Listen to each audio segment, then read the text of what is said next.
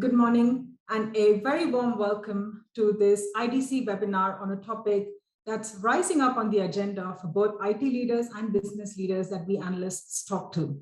And that is, how do we excel in container strategies to fuel our digital business innovation? And what are the Kubernetes best practices for management and operations? It's a topic that's coming up a lot in conversations in the last couple of years. So we're very much looking forward to showing some of the IDC statistics and research and the trends that we are seeing in the market. So before we get started, just quick housekeeping rules. There is a Q&A box. Everyone's very familiar with Zoom, but still keep those questions coming. We would love to answer and take as many questions as we possibly can through the course of this webinar. But if we don't get to some of those questions, we'll be sure to email you back, but keep the questions coming. And at the end of the webinar, there will be also a quick evaluation form. It'll probably take you a couple of seconds, so please feel free to fill those out. It helps us in keeping these webinars and the topics relevant and address the requirements or the key trends or the key things that you want to learn about. So please fill out that evaluation form as well. So with housekeeping out of the way, let's get started. My name is Archana Venkataraman. I head up our IDC's European Cloud Data Management and Multi-Cloud Management Research for our European organizations. And this topic is something that's becoming a lot more relevant than it was in the past. But I'm not alone here today. With me, I am delighted to be joined by a very special speaker guest. So Rob Knight is joining me as well from SUSE. Hi, Rob. Thank you for joining me. Hi, Archana. It's great to be here. Yeah. I know we've had loads of discussions on this topic, so very much looking forward to talking to you. Can you talk to me a little bit about your role at SUSE, Rob? Yeah, sure. So hi, everyone. I'm Rob Knight, and I'm the CTO of Enterprise Cloud Products at SUSE. So it's my job to talk to our customers and our partners and try and figure out the best way for them to implement cloud-native technology such as Kubernetes and containers. Fantastic. Once again, welcome, Rob. So let's get started on the topic itself. I wanted to first set the scene to show how we have crossed that digital Rubicon, if you will. There's no looking back. We're very much looking into this digital future. IDC predicts that by 2022, more than 65% of global GDP will be digitized or come from products and services of digitally transformed organizations. So we're very much heading to this digital future. So as organizations mature in their digital future, what are they really trying to build? So there are 5 core tenets that they're trying to get better at. And if we start from the bottom, it's data-driven innovation. So companies are trying to see how can we embed intelligence a lot more into our business, into our processes, into our product strategies, and to even just understand the competitive landscape. So data is very much at the heart of what they are trying to do. And then there is software-driven innovation. So how do we fuel innovation? How do we accelerate our innovation? And software is very much at the heart of it. And the third and important tenet of a digital future is digitally resilient organizations. How do we increase our resilience? And when we look at digital resilience, it's actually a convergence of IT resilience and business resilience, which were actually 2 parallel streams a while ago, but 2020 changed all of that. And digitally resilient organizations are not just able to adapt quickly to changing scenarios or volatility and uncertainty in the market, but they're also able to quickly capitalize on the new opportunities that come in this volatile and uncertain market. So these are the organizations that were able to pivot quickly in the pandemic and actually make most of that opportunity or the new opportunities that came in and make sure that their businesses were resilient. And a lot of these organizations are also becoming ecosystem centric. They're trying to see how they can use data from across their ecosystem to make sure that the complete ecosystem is digitally transformed. So they are, a lot more CIOs and CEOs are looking to see how they can coordinate across this entire ecosystem than just control their single organization, because they're seeing that the value of ecosystem-driven innovation can be at a much more wider scale than what they can do as an individual business. So they're looking at an ecosystem-centric strategy. And the last, but not the least of all, is the platform, is the digital platform, is the technology that is underpinning, that is the bedrock for this digital future. And a lot of that is platform enabled. And that's where all these modern technologies like cloud native and containers and agile methodologies to develop applications, all those come in. So this platform is very much what IT is trying to transform today, using all these modern infrastructure components to make sure that they have that digital platform or digital infrastructure to enable all these business outcomes that are digitally driven. So what are we seeing from a software innovation perspective? So by 2023, 1 in every 4 European organizations, the largest of all, actually they will become software producers to digitally transform and maintain their relevance and their status in the industry. And these are large organizations that have a long heritage, that have been around for a long time, but they're really accelerating their innovation to make sure that they still remain relevant. Well, instead, even when they face a lot of disruption and competition from newer organizations like the fintechs, for example, in the financial services organization. So they're all trying to become software producers. When I say software producers, I don't mean they want to emulate the Googles and the Netflixes, but they want to get the best bits from those and see how for their own organizations they can become agile and a lot more real-time in their data-driven innovation and a lot more driven by software. So by 2023, 1 in 4 European organizations will have become software producers. And that requires modern IT architecture, which IDC calls the digital infrastructure.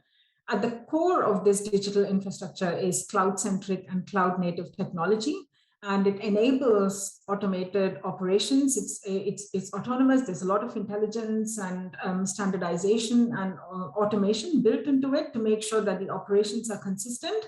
And there's also ubiquitous deployment. So over time, organizations will stop making that differentiation between public cloud and private cloud and on-premises, and they will just have a pool of shared and dedicated resources that they want to allocate for the applications that require the specific cost, performance, and security requirements.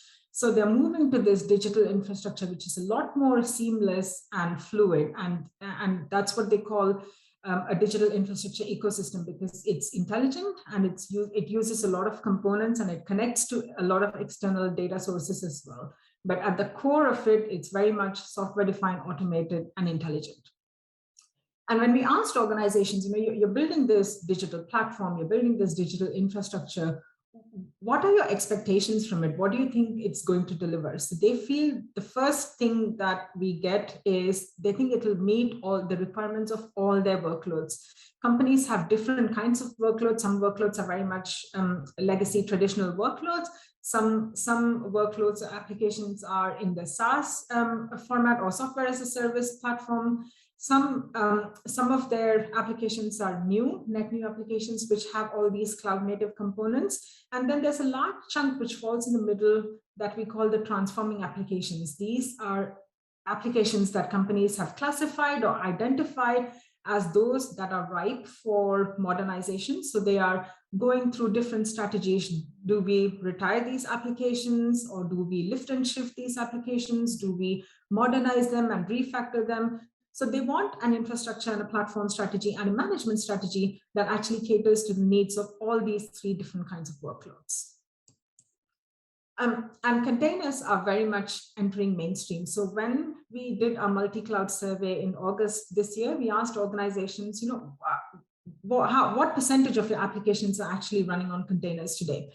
And we found that more than 7 in 10 European organizations are running more than 10% of their applications on their container environment. And as you can see, a small percentage is actually running more than 50% of their applications in the container environment.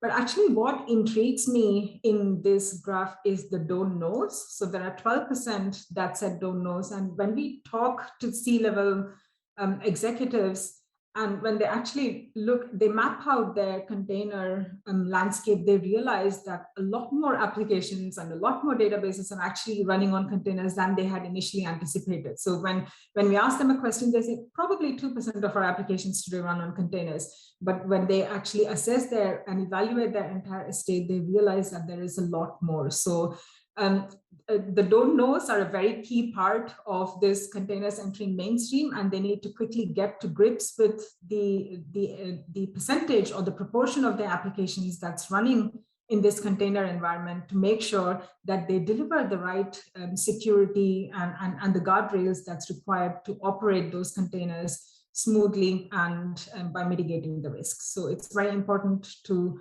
make sure that you harden your environment, whether it's the infrastructure, whether it's the security, to make sure that the container operations are smooth.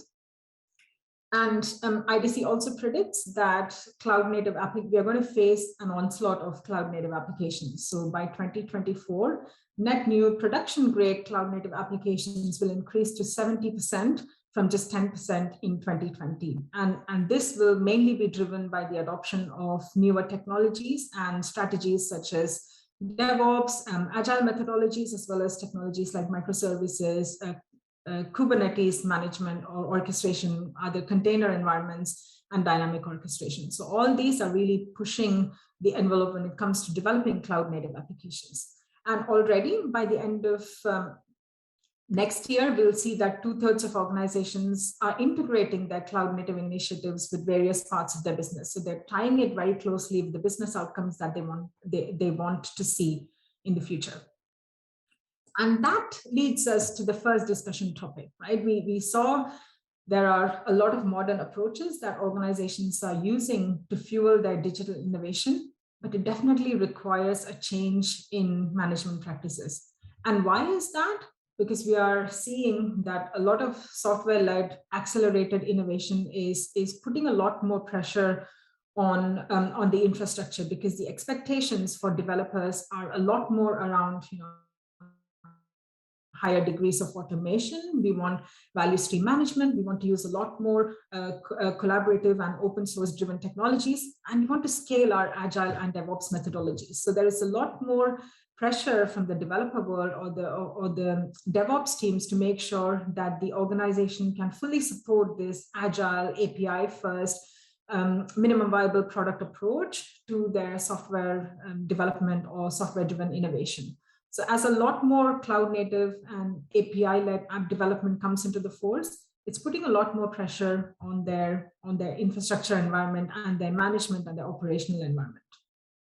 So our research shows that this year, 80% of European organizations will use DevOps at scale. But what we are seeing is that only a small percentage of these DevOps users are actually successful or extremely successful in their abilities to use DevOps to fuel innovation. So what is holding their progress back? And it's a lot to do with management, governance, operations, and lack of standardization. So 72% of organizations told us that integration into legacy app environment is one of their biggest bottlenecks that's holding their software innovation progress back. More than half of organizations also told us that the lack of standardization or inconsistency in how they are managing the operations is a key bottleneck as well. Then many have also told us that the quality of data and insights is not high. So they're not able to monitor, or they don't have enough visibility into their entire states, which relates to the don't knows in that container entering mainstream graph that you saw. So there's not enough visibility, so they're not really entirely confident about what management practices will be best to start as the foundation to make sure that they can apply that unified management and operations across the board. So quality of data and insights start with monitoring, and then moving beyond that to observability to ensure that you have the right data in your hand to make the right decisions around your management and operations. Around half also mentioned security, compliance, and governance. And this was quite interesting because in every survey that we conduct, security, compliance, and governance sticks out as the topmost bottleneck or topmost challenge or topmost priority. But it was interesting to see how there are so many other operational considerations that are actually that are superseding security. A lot of that is to do with legacy integration. So companies are seeing that the complexity in management is actually more of a challenge than security itself, because they feel that once they get the management standardized, they might be able to easily address the security requirements, because then they can at least have a common policy-driven security approach to it. So they just want to eliminate the complexities by better integration. So that was a key takeaway for me from this survey. And then some of them also mentioned database development and management as a key factor that's holding back their progress in software innovation. And that might be because a lot more container-driven applications are beginning to be using persistent data. So a lot more applications are becoming stateful. So the lines between stateless and stateful is beginning to blur. So a lot more organizations require that enterprise-grade, robust database development and support and reliability to make sure that they can take their Kubernetes and container environment to scale. So that's what we are hearing in the market. But Rob, I really wanted to bring you in at this point to see how, why modern management practices is really an imperative right now to meet these modern approaches. What are you hearing from your customers? Yeah, no, thanks, Arshana, and a great presentation on all of those topics.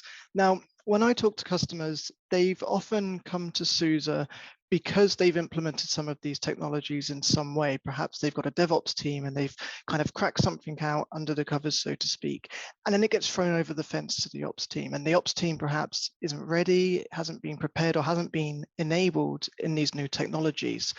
And the reason why having modern management practices is so important is because we can adopt cloud native technology all we want, but if we manage it in exactly the same way as we've managed our legacy infrastructure, we're just not able to benefit from some of the advantages that these technologies can bring. And in some cases, because of the complexities involved in these technologies, we can end up in a worse position than we were before. And that's why it's so important to have a proper management strategy in place right from the start. If you build in a good management strategy from the ground up, from your platform up, it can make things a lot easier for your teams as well. And then the benefits from that trickle out into other areas, right? You talked about security and compliance. If you have a good cloud native management platform and management strategy, that can assist you with security and compliance. And then as you enter new markets, perhaps you want to try out a new cloud or a multi-cloud or hybrid cloud strategy, you can bring the same security and compliance management that you've been using already to those new environments if you have the right tool and the right strategy in place. Fantastic. That's very insightful, Rob. Thank you for that. And you made a very good point around security as well. And ransomware challenges are increasing, and we are beginning to see how container environment is really not immune to ransomware either. So as they bring that to scale, you need to make sure that you put in those cloud native considerations in your management, right? That's what you mentioned. So it's very important. Yeah, absolutely. And we see that all the time as well, because a lot of these technologies are quite new. Some of the information, some of the frameworks just haven't been there until relatively recently. And I think that's also why it's important to have a trusted partner that has experience in cloud native technologies, has done this with many other companies before, that can help guide you on that strategy. Super. So that the organizations can focus on their core competency, right, which is innovation or speed to markets or whatever they want to focus on, or their products and services. And also mentioned this point about ops, which is very important, because often in DevOps, the ops gets forgotten, and a lot of focus is really on development. So you build these shiny new applications, which is going to do great things for your business, but if you're not thinking about day-to-day operations and management, then it kind of falls flat. You will hit the wall after a certain point, right? When that application becomes important. Absolutely. And then, sometimes what often happens is you end up with developers managing infrastructure because there hasn't been that proper transition into operational readiness. Your dev and your DevOps teams are then managing infrastructure and not spending their time on developing, the new features and the app improvements that you need. So that's why you've got to think from the start, how am I going to enable my ops teams, my security teams? Because the dev teams and the DevOps teams, they're always going to be one step ahead of the game, but you've got to make sure your other teams, as well as your company culture, is ready for these new technologies that the dev teams are going to be throwing over the fence.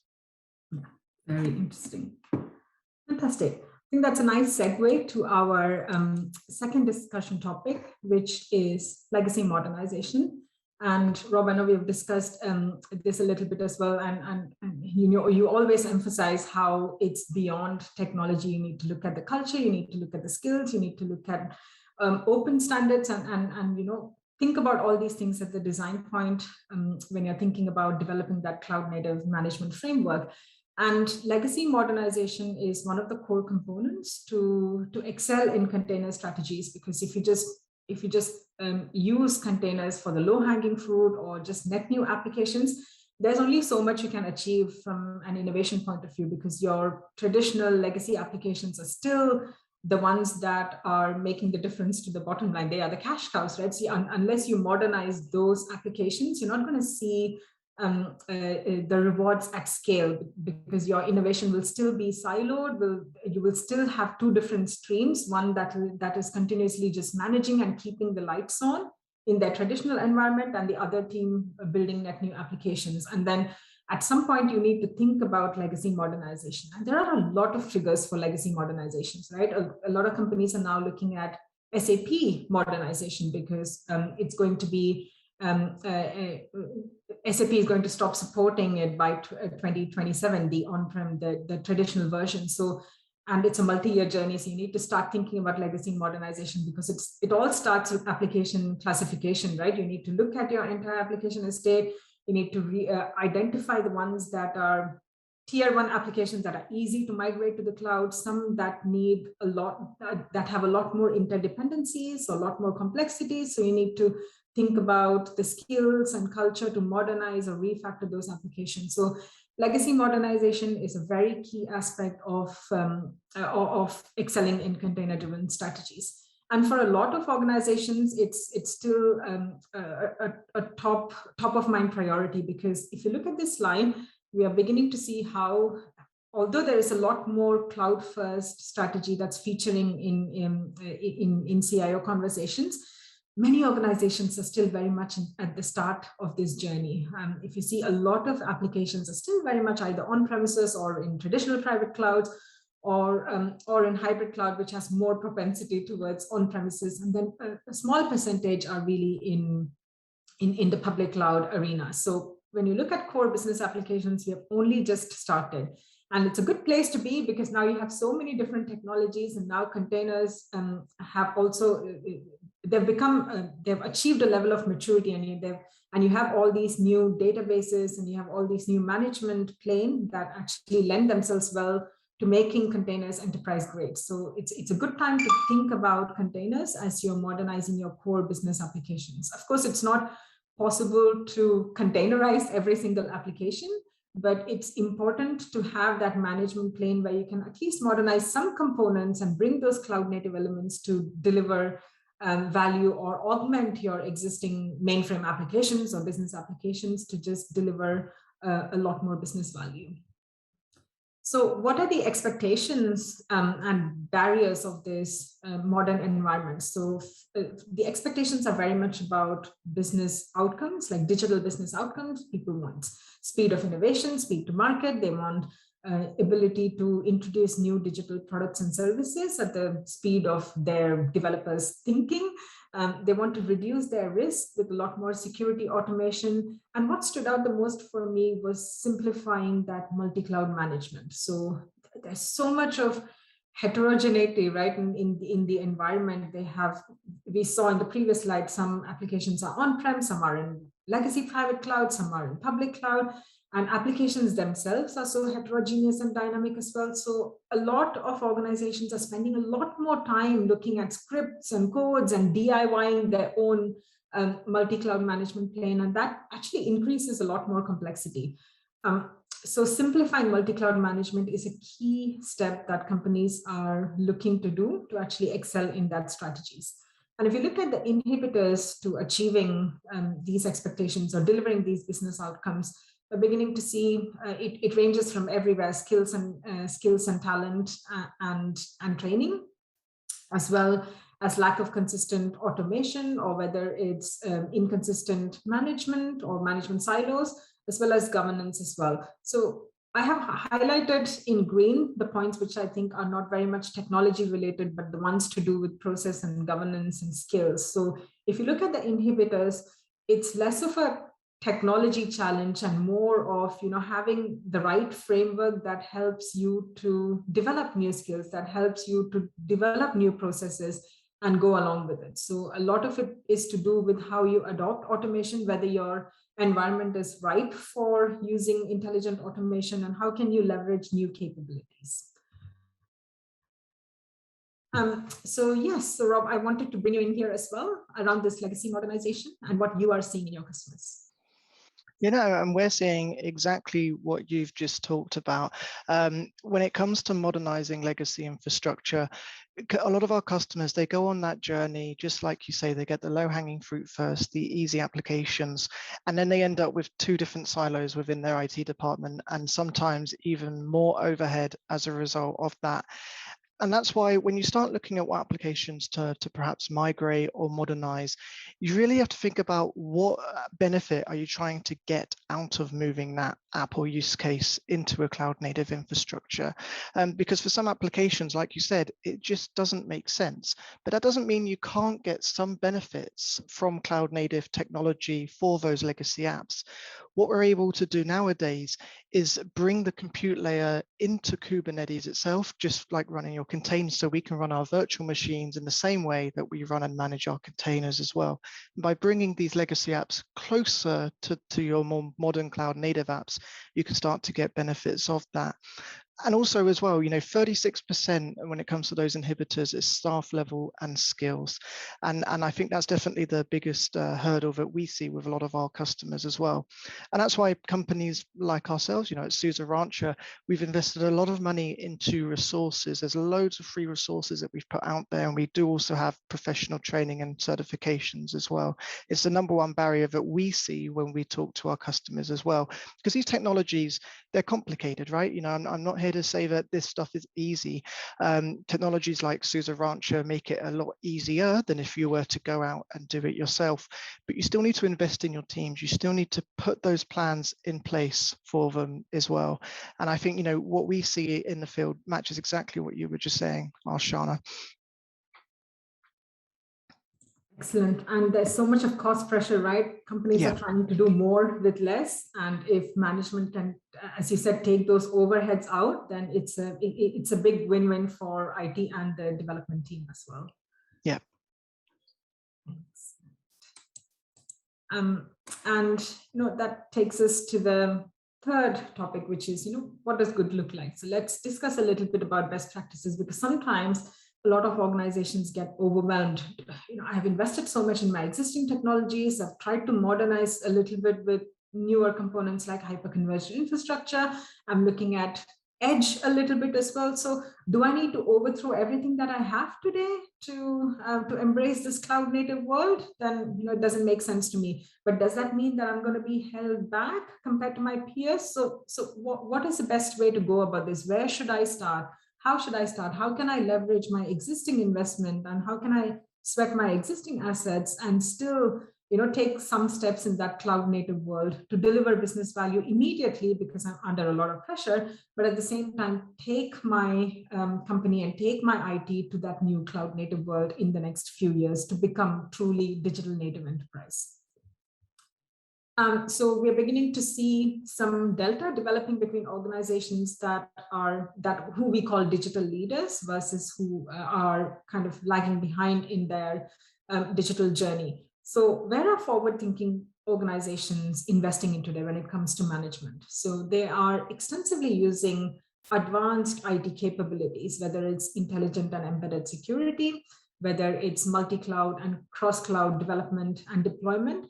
And that whole cross-cloud development and deployment is a key point that we're beginning to see as become extremely important for success. So companies are trying to say, I don't want to go all in on cloud yet because I haven't even decided which cloud will work the best for me. And I want that multi-cloud strategy, but I still want to use cloud native capabilities. So what they're trying to do is build an application once, but they want to build it such that they can host it anywhere they want in the future. So build once, host anywhere is an important theme that they are looking to do. And they're using standardized Kubernetes or container environment to build their applications, because then they can take it to any infrastructure of their choice, whether it's any public cloud, whether it's a hybrid cloud environment, or whether it's on premises as well. So you don't necessarily need to go to the cloud to get cloud native capabilities. You can bring in the cloud native on premises to start with, and then you can build and then choose where to deploy your workload. So you can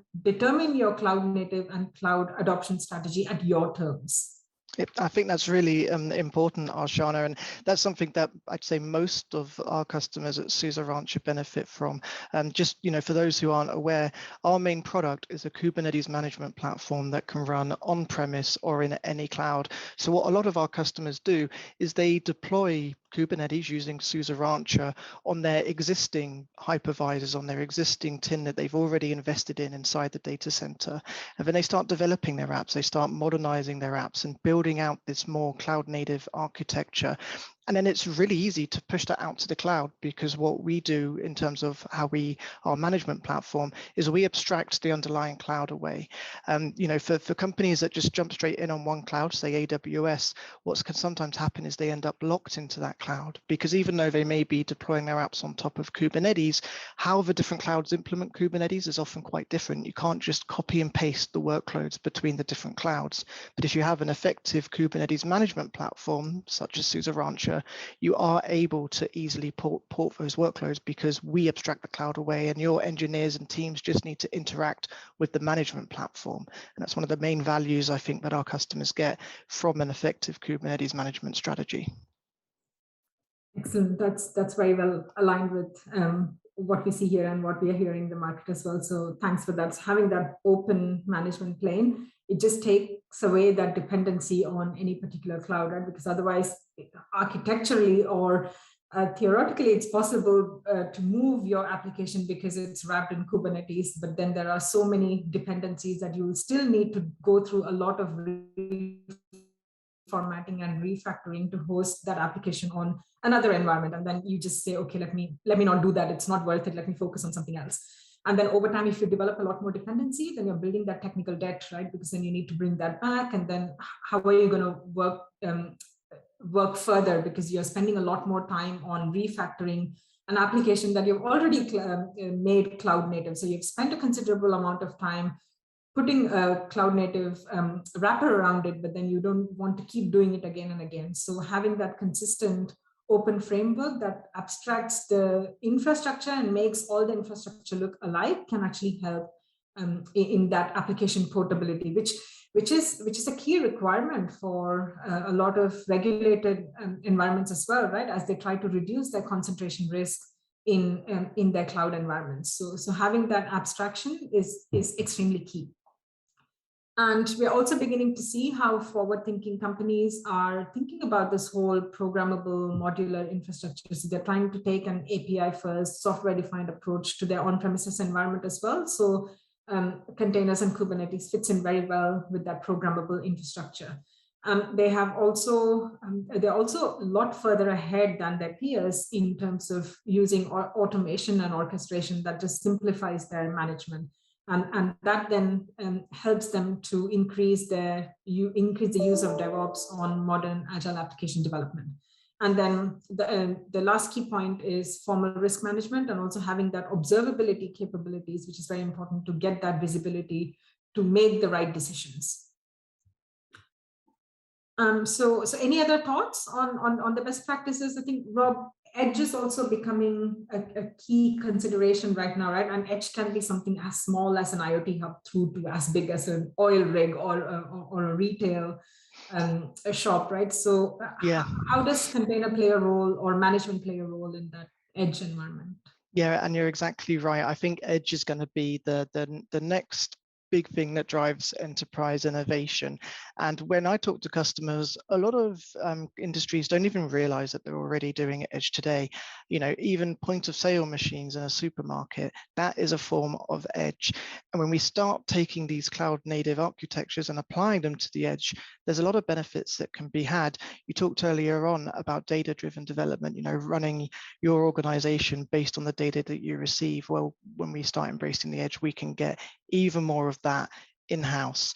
When it comes to how cloud native kind of fits into that space of the edge, I kind of see two main areas. The first one, workload management, because if you're developing your apps in containers, as we said earlier, it doesn't matter where they're going to run. It could be in a cloud, it could be on-prem, or it could be thousands of miles away on a small edge device. The way that you manage, build, and deploy those apps can remain the same, which before, when we were dealing with embedded devices, could have proven quite a challenge. But also, the second aspect to edge management is managing fleets of compute, because you've got thousands, if not millions, of edge devices. You need a central pane of glass for all of that. You need a way to provision those edge environments, to deploy apps to those environments. How do you ensure that the operating system is up to date at the edge? You know, it's not as simple as sending someone down to the data center to install a patch, right, when something is thousands of miles away in a remote location. That's why we've also started working on all of these technologies at SUSE recently. You know, we want to bring cloud native edge to the masses. And that's why we've integrated all of these into our open source offerings with SUSE Rancher as well, so that the benefits that people have been getting from cloud native and Kubernetes already, they can get at the edge as well, because it is kind of the next frontier for many companies. Very interesting. Yeah, it'll be interesting to see if at some point edge trumps the cloud itself in terms of the size and the value it brings in. It might take a few years. But do you see edge as the extension of cloud, or do you see edge as being taken forward from the data center, where some organizations are actually skipping that cloud phase and they're saying that we can do with data center and edge? Are you seeing any trends? We're seeing both, actually, and actually that latter trend of skipping the cloud and going straight to the edge, we have seen a lot of, and that quite surprised us at first. But for a lot of companies, it makes sense. As you said earlier, they've already invested so much in their infrastructure. If it doesn't make sense for them to kind of abandon that, move to the cloud and then to the edge, when they can go straight to the edge, I can see why that would make sense for a lot of companies. The technology that's managing it all fundamentally is the same, but we are seeing people who are expanding out from the cloud to the edge as well. So I think it all depends on where that company is in their cloud native journey already, you know, what infrastructure they've got, what knowledge they've already got in-house, because some companies it makes sense to extend the cloud out. For some companies, it makes sense to go from the data center out. Obviously, all the cloud providers have edge offerings that can make IoT and edge a lot easier to do, but you can still get those benefits on premise as well when you're pushing out to the edge. That's something that we at SUSE Rancher specialize in. That's very interesting. That shows a degree of maturity in your customers, right? Because cloud is not a destination or an outcome. You don't have to go to the cloud because everyone's doing it. You just see if it delivers the business value, and if it doesn't, if edge is where the value is for your organization, you might as well spend a lot of time understanding that environment and adapting to it. So yeah, and you know, we often say, you know, one of the kind of biggest mistakes you just touched on there that CIOs make is they have a cloud migration strategy and they put cloud as the destination, and then once they get there, the innovation can sometimes start to be stifled. If it doesn't make sense to be running in a cloud or a specific cloud, then there's no point in doing it. And having that more holistic view that you just described, right, that value-driven approach based on the data you get back, I think is very important, because for some companies, it's much more cost-effective to skip the cloud altogether and go straight from data center to edge. Yeah, fantastic. I mean, if you're treating cloud as a destination, you're also going there for cost reason and not for an innovation reason, right? And then over time, when your applications are becoming bigger, then the economic just doesn't work. And then you end up realizing that the cloud is a lot costly, but infrastructure itself cannot be more expensive or less expensive. It's how you strategize and how you make use of all the components that's available for you. Yeah, exactly. Yeah, I think that brings us to the close of the formal discussion points, and we just wanted to leave you with some thinking, or, you know, as you go along, what are the key recommendations, what we see working in the market. So there are about 5 success pillars that you need to think about as you excel in your or scale your container strategies and want to excel in your container management and operations. And some of the success pillars are, you know, think about using containers and microservices. Don't hold yourself back. It brings a lot of value. It represents a paradigm shift. And when speed to market is very important, and when compressed innovation is very important at this time in the post-pandemic era, it's very important to think at these newer infrastructure components to make sure you deliver value. So don't hold back, think how it can deliver business value, and adopt and explore containers. And as Rob highlighted, there are lots of free tools available for you to go have a play and understand how it works, and familiarize and build that experience, and then see and bring it to your enterprise. And then think about operations and management right at the beginning. I think, Rob, you touched on this as well. So don't make management an afterthought, because if you include the operations right at the beginning, it's a holistic DevOps approach, right? It's not just development, and then developers are left with the responsibility of managing it as well, because it's something that they build, and operations have no clue. So make sure it's a holistic DevOps strategy where you think about security, governance, operations, and management right at the beginning. And that lends itself nicely to the next point around cloud governance. So governance is a very key piece. So involve Cloud Center of Excellence teams, all these different squads that have different requirements, because if you exclude a key stakeholder, then you'll have to go 2 steps back from your innovation, because then there will be other bottlenecks that will come as you scale this environment. So think about governance, management, and operations right at the onset. And application modernization is a key factor. So it's not just net new applications or low-hanging fruit, but also think about augmenting your traditional applications, the key cash cows in your organizations, and how you can deliver more business value or modernize those applications using container strategies. And of course, it's very important to think about skills, culture, and leadership as well. And we're beginning to see how forward-thinking leaders are focusing a lot more on skills and digital KPIs and business outcomes, rather than just thinking about infrastructure as a destination. And they're looking at open standards so that they can have this build once, host anywhere approach. And that's forming the bedrock of their management practices. And yeah, keep innovating. But Rob, any recommendations from your side? What's working with your customers? I mean, I'd say the key thing is finding a trusted partner that can help support you in this journey, because although it is a huge undertaking, you know, the potential benefits that can come out of it are so significant. So finding a partner that you can trust, whether that's someone like SUSE Rancher or someone else, is key, because companies like ourselves, we've gone through this journey many, many times with many different types of customers, from small startups to large financial institutions. So you need to find someone who has that knowledge and experience to help you avoid those common pitfalls that we discussed earlier on. But also, I'd say, you know, stay open, keep an eye out on the industry, have a look at what's happening out there, see the news announcements from the cloud native community, from companies like SUSE Rancher, just so that you can get a feel of what's coming down the pipe next, so that you can be prepared for it. And never be afraid to reach out as well. Companies like ourselves, we're always happy to pick up the phone and answer questions. You know, we're happy to help support things like proof of concepts or anything like that, or even if it's just general advice and guidance, we can help support you in that journey. Super. That brings us to the formal close of the presentation part, but we have a lot of interesting questions, Rob, and some of them are for you. So I would like to take those, if you don't mind. So maybe I stop sharing my screen, and then maybe I can take some questions. So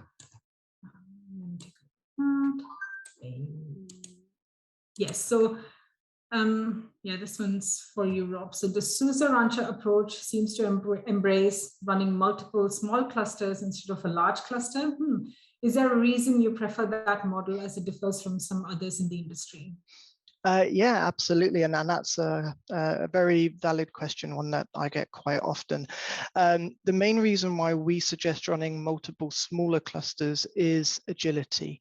With constantly changing business requirements, constantly changing use cases, if you build one large mono cluster, then it impedes your ability to innovate, because if you have an app that comes along that perhaps needs a newer version of Kubernetes or a specific feature, you can't enable that for every app in your estate. So it gives you that ability to pick and choose the right combination of technologies for your specific use cases. And when they talk about some and others in the industry, we'll call them out by name. That, for example, is OpenShift and VMware Tanzu. Having these large clusters, it can be good from an operational perspective, but it impedes your ability to innovate at the end of the day. Super. Actually, I'll take this one. This one's quite interesting. So we are currently doing some proof of concept Kubernetes work. How quickly could we do a POC with SUSE Rancher? Oh yeah, no, that we could do one really quickly, right? If you just reach out to ourselves, there'll be contact details sent out at the end of this webinar. We can get one of our field engineers to sync up with yourselves and then see how we can progress. With other companies, if we take, for example, ABSA, a large bank in South Africa, we got their POC up and running in a couple of weeks, and then they had 3 or 4 weeks of POC before deciding to go with us. So these things can move as quickly as you need them to move, or as slowly as you need them to move. It's entirely up to yourselves. Just pick up that phone. That's very interesting. And that's a very important stage, right? Because that's when a lot of organizations discover, and there's this aha moment where they realize, I did not know it can be this simple, or it can bring these kind of business values so quickly. So that POC stage is, or having that digital garage, and either going in to meet technology providers such as you, or where you can go into their environment to set up a POC. Either way, it's just a very important step to get started. It is, and it's sometimes it's the first time that this technology gets exposed to the wider business.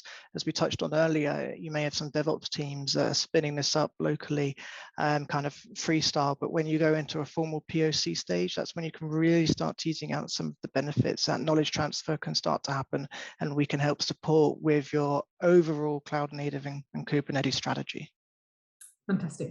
And can you use SUSE Rancher for legacy workloads? Yeah, as I touched on earlier, we've got some projects out there that try to bring those legacy workloads closer. A good one is SUSE Harvester, is the latest one that we've been working on. And that basically brings virtualization into Kubernetes as well as storage.